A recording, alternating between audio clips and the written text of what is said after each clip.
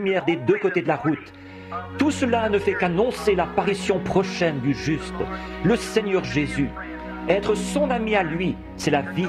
Le connaître, c'est la vie éternelle.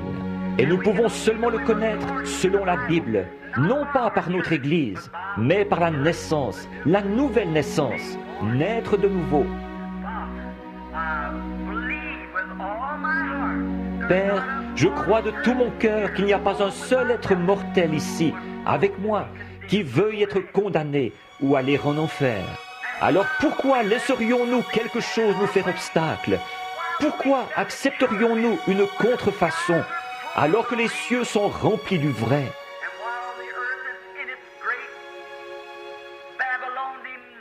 Et pendant que la terre est occupée à sa grande beuverie babylonienne, à boire du vin, à faire la bombe, les femmes à moitié habillées, des concubines comme Nebuchadnezzar en avait, il y a une main qui écrit quelque chose sur la muraille.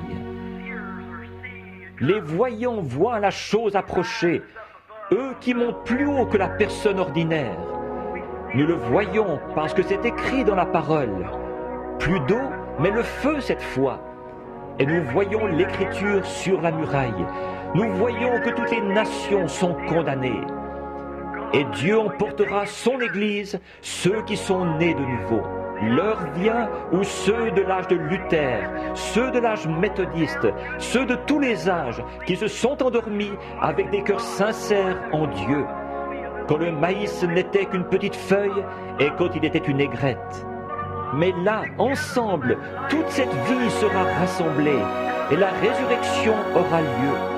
Tous ces gens formeront le glorieux et beau corps du Seigneur Jésus. Et c'est pour bientôt.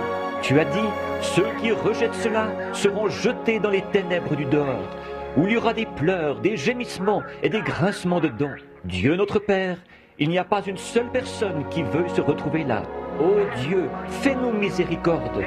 Nous sommes là avec des cœurs contrits et la tête tournée vers la poussière d'où tu nous as tirés. Et si tu tardes, nous y retournerons. Ô Dieu, sois miséricordieux envers nous.